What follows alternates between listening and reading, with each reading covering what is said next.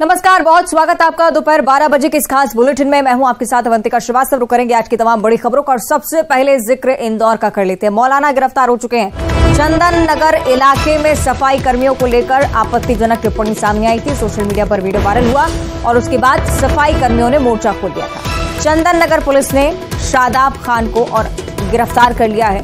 ये व्यक्ति जो कि वीडियो में आपको नजर आता है, आपत्तिजनक टिप्पणी करता हुआ सफाई कर्मियों को लेकर दिखा था। गिरफ्तारी की मांग को लेकर बड़ी संख्या में सफाई कर्मियों के साथ दलित समाज ने चंदन नगर थाने का घेराव भी किया था और उसके बाद से ये बड़ी कार्रवाई पुलिस की तरफ से हम देख रहे हैं। सफाई का काम चंदन नगर में बंद था तब तक के लिए, जब तक गिरफ्तारी इस व्यक्ति की नहीं हो जाती। चलिए और ज्यादा जानकारी हम लेंगे। सहयोगी मिथिलेश हमारे साथ जुड़ चुके हैं। मिथिलेश, कार्रवाई को लेकर विस्तार से जानकारी।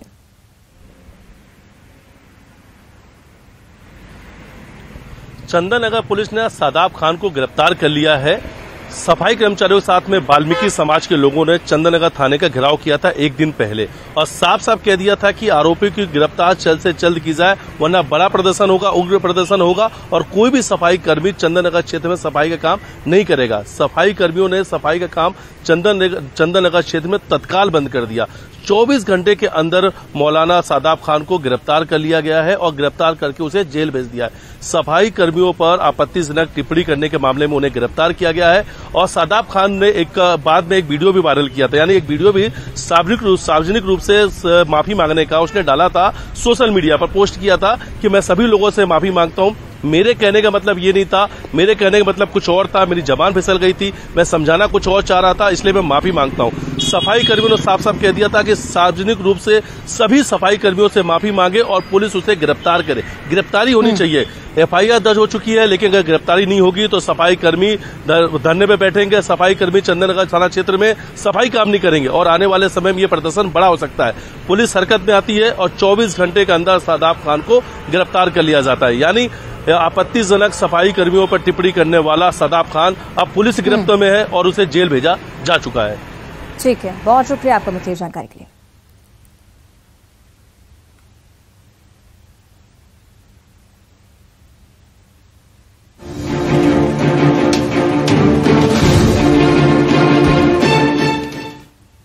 और केंद्र सरकार के खिलाफ संसद में विपक्ष के पेश किए गए अविश्वास प्रस्ताव पर हुई चर्चा के बाद प्रधानमंत्री नरेंद्र मोदी ने लोकसभा में जवाब दिया।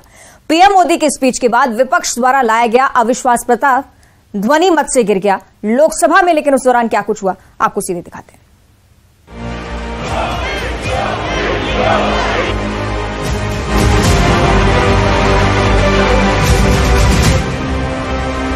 कांग्रेस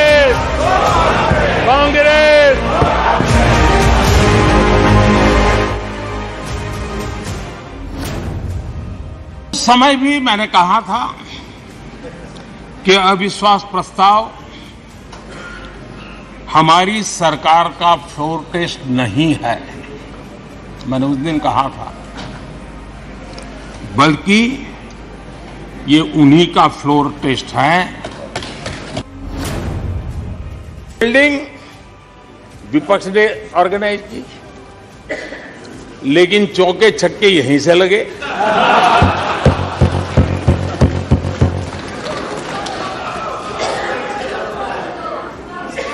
और विपक्ष नो कॉन्फिडेंस मोशन पे नो बॉल नो बॉल पर ही करता आगे चलता जा रहा है।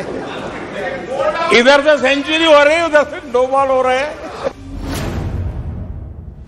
जिनके वही खाते खुद के बिगड़े हुए हैं, वो भी हमसे हमारा हिसाब लिए फिरते हैं। बाबू को क्या हाल हो गया,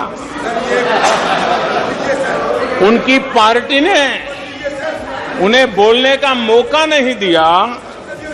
ये तो कल अमित भाई ने बहुत जिम्मेवारी के साथ कहा कि भाई अच्छा नहीं लग रहा है, और आपकी उदारता थी कि उनका समय समाप्त हो गया था तो भी आपने उनको आज मौका दिया।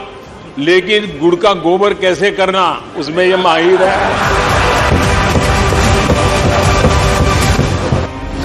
जब कुछ शुभ होता है, कुछ मंगल होता है, तो काला टीका लगा देते हैं।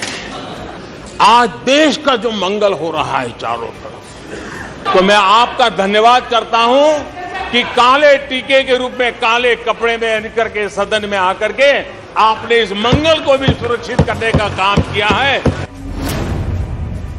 और उनके लिए तो सबसे प्रिय नारा क्या है? मोदी तेरी कब्र खुदेगी। मेरे लिए इनकी ये गालियां, ये अपशब्द, ये अलोकतांत्रिक भाषा, मैं उसका भी टॉनिक बना देता हूं। विपक्ष के लोगों को एक सीक्रेट वरदान मिला हुआ है। हाँ,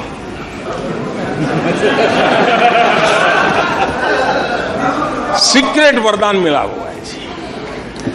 और वरदान ये कि ये लोग जिसका बुरा चाहेंगे उसका भलाई ही होगा।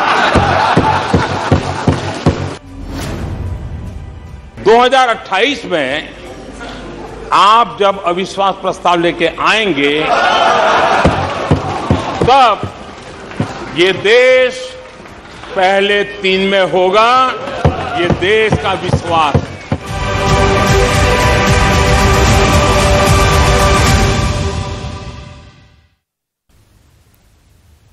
और केंद्रीय मंत्री वीके सिंह ने कांग्रेस पर हमला बोला। उन्होंने कहा कि अब तक कांग्रेस सबको बरगलाती आई है। मणिपुर के मामले पर सबको मुद्दा बनाना था, लेकिन कल प्रधानमंत्री जी ने सारी चीजों को स्पष्ट कर रख दिया। लेकिन अभी भी कांग्रेस के वही स्वर हैं जो कभी बदलेंगे नहीं।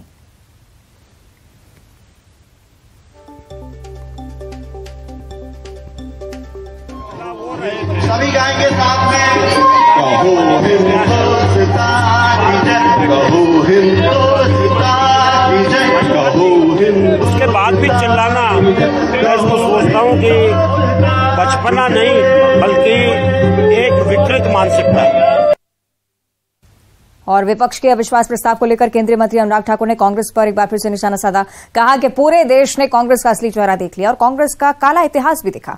मणिपुर में उनकी सरकार ने क्या कुछ किया था, कैसे कई महीनों तक कर्फ्यू लगातार रहता था, इस बारे में भी देश ने जानकारी ली है। तो देश ने देखा है कांग्रेस का असली चेहरा और कांग्रेस का काला इतिहास कि मणिपुर के पूरे नॉर्थ ईस्ट में कांग्रेस ने किस तरह से अपनी राजनीति की बमबारी भारतीय वायुसेना से किसने करवाई। ये कांग्रेस की सरकारें थी।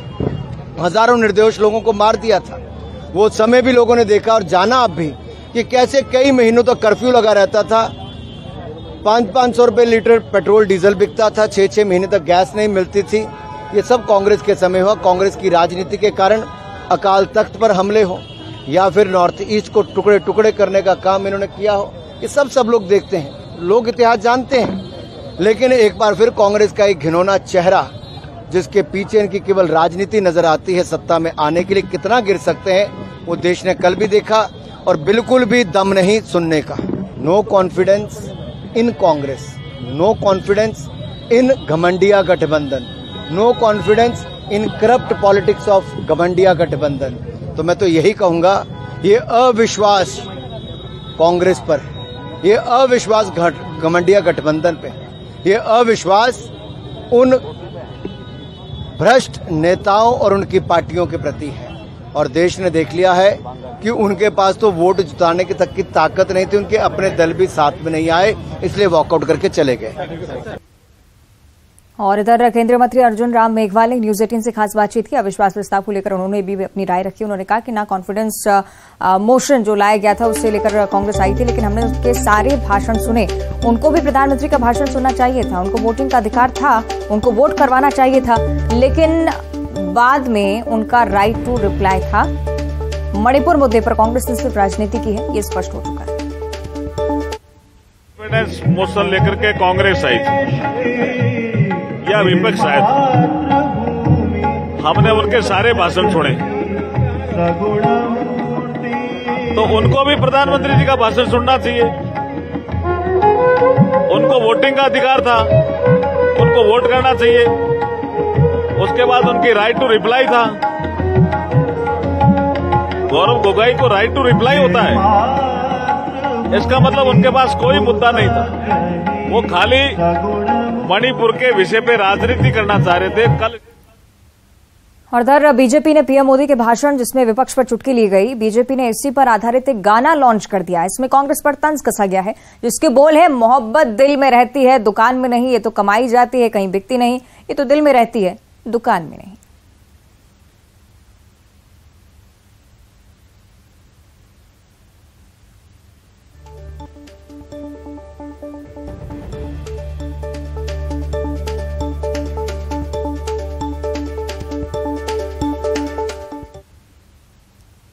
और पीएम मोदी ने विपक्ष पर तंज कसते हुए एक ट्वीट भी किया। इसमें उन्होंने लिखा कि देश की जनता भी कह रही है कि ये है लूट की दुकान, झूठ का बाजार, इसमें नफरत है, घोटाला है, तुष्टीकरण है, मन काले हैं, परिवारवाद की आग के दशकों से देश हवाले है।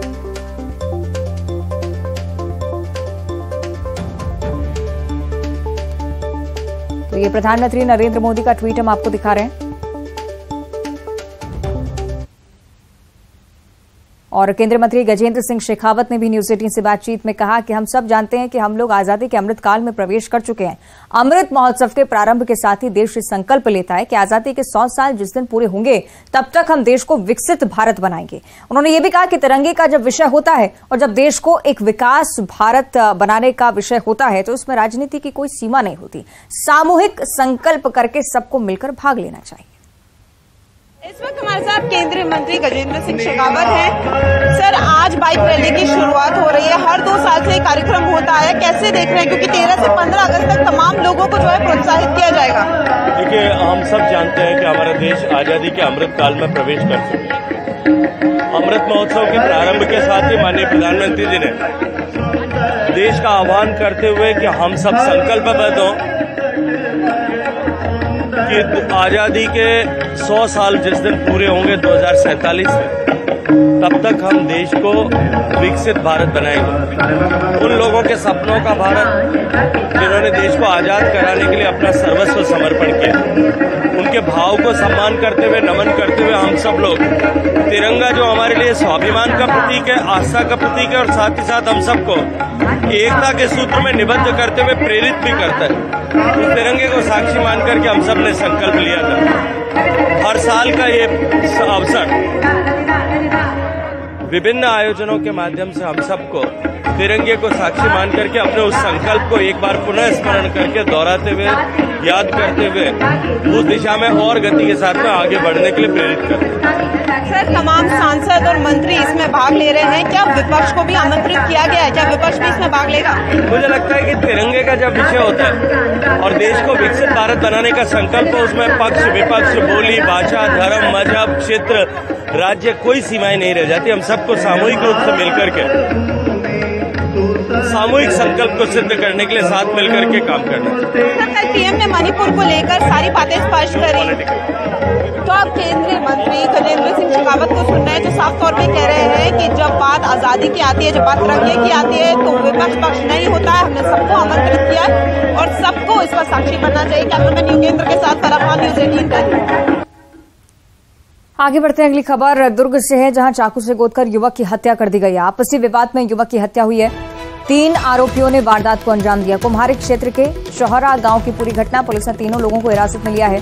कुम्हारी थाना क्षेत्र का ये पूरा मामला, इसे लेकर पुलिस भी आगे की कार्रवाई में जुटी हुई है। 3 आरोपियों ने इस वारदात को अंजाम दिया था। इसलिए मिथिलेश ज्यादा जानकारी देंगे। मिथिलेश, विस्तार से जानकारी इस वारदात को लेकर, अभी तक क्या कार्रवाई?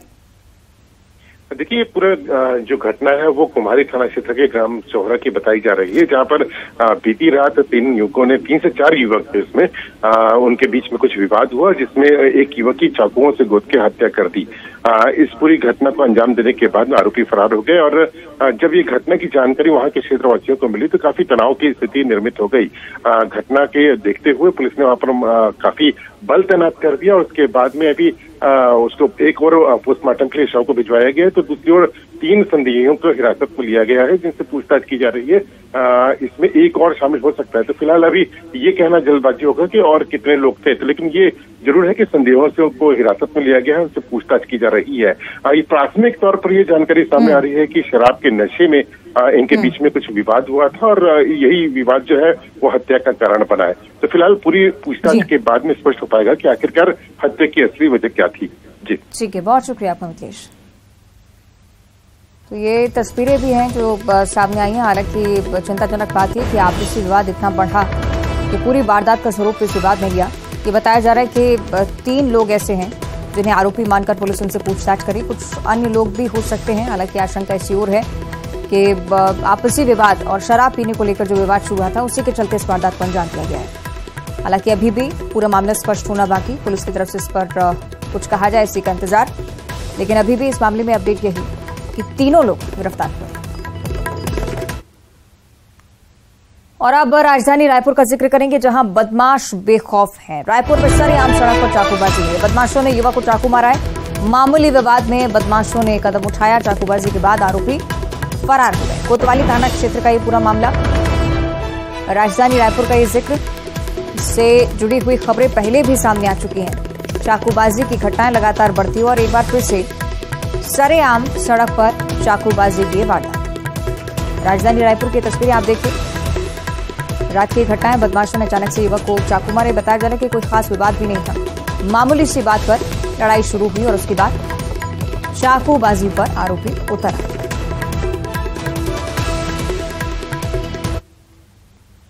कोरबा से अगली बड़ी खबर है, जहां ऑटो डीलर ने फांसी लगाकर खुदकुशी कर ली। दुकान सीज होने के बाद से तनाव में डीलर था। सिविल लाइन थाना के खपरा भट्टा की पूरी घटना है।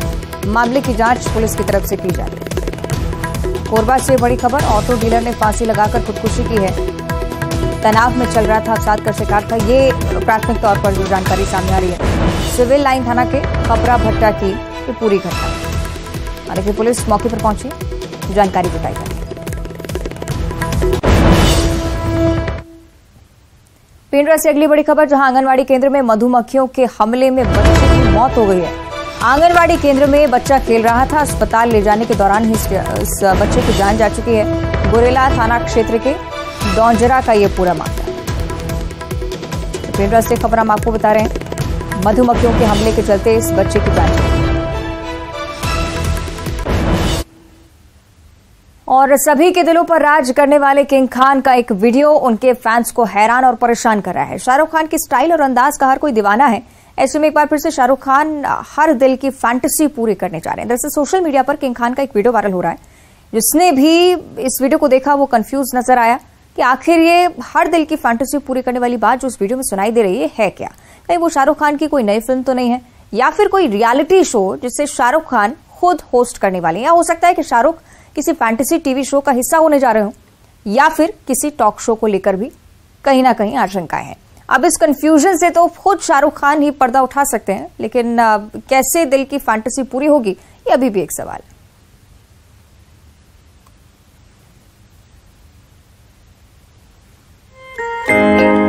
आ रहा हूं मैं हर दिल की फैंटेसी पूरी करने। Are you ready? आ रहा हूं मैं हर दिल की।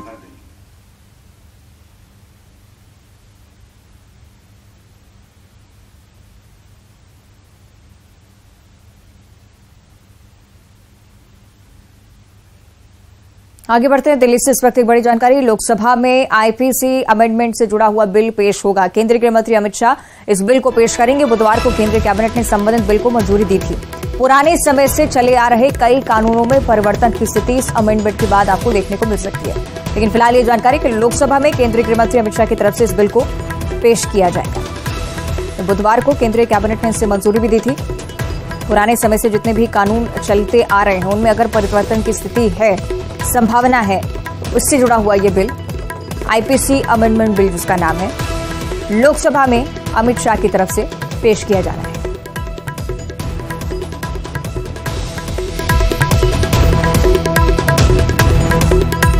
आईपीसी अमेंडमेंट से जुड़ा हुआ ये बिल केंद्रीय गृह मंत्री अमित शाह खुद पेश करेंगे। कुछ ऐसे कानून जिनमें परिवर्तन की संभावना हो सकती है। कानूनों में कह सकते हैं कि कड़ाई का भी कहीं ना कहीं जिक्र हो सकता है। हालांकि जब लोकसभा में इसे पेश किया जाना है तब शायद जो स्थिति है पूरी अच्छी तरह से स्पष्ट हो पाएगी कि आखिर किस अमेंडमेंट की बात इस बिल में हो रही है। केंद्रीय गृह मंत्री अमित शाह बिल को पेश करेंगे बुधवार में। लोकसभा में इस पर चर्चा होगी।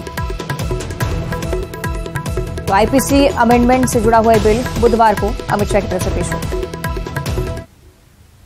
और इसी के साथ बुलेटिन में इतना ही। नमस्कार।